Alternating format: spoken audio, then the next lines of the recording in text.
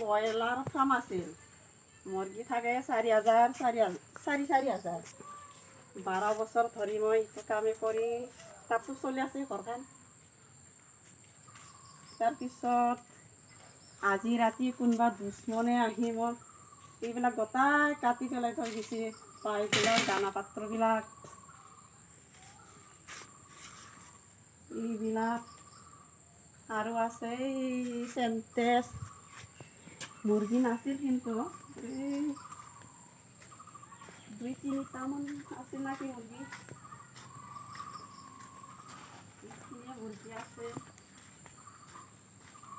4 দিনমান পিছত আগত মই মানে মুৰ্গীটো বেপাৰীক দিয়া গৈছে। কোনোবা আহি এনেকৈ মানে বৰবাদ কৰি থৈ গ'ল মোৰ ফাৰ্মখন।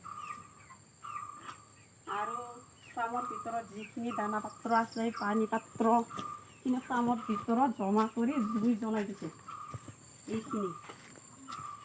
এইবিলাক এতিয়া মই থানাতো মানে দিয়া হ'ল। এতিয়া কি কৰে পুলিচে থানাত মানুহ এতিয়া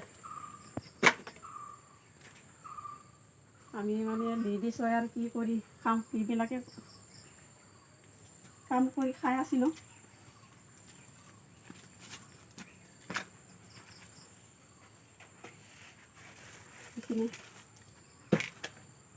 উপায় নাই আৰু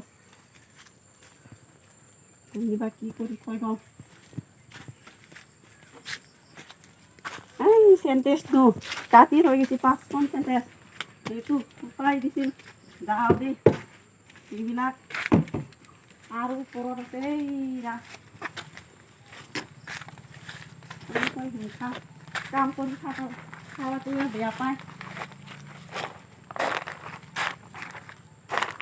মোৰ নাম আছিল প্ৰমীলা বড়ো। ফাৰ্মখন আছিল মিষ্টি ভিলিত, ডিষ্ট্ৰিক্ট আছে তামোলপুৰ। সেইটোৱে আৰু এতিয়া উপায় নাই, মই কি কৰি খাম।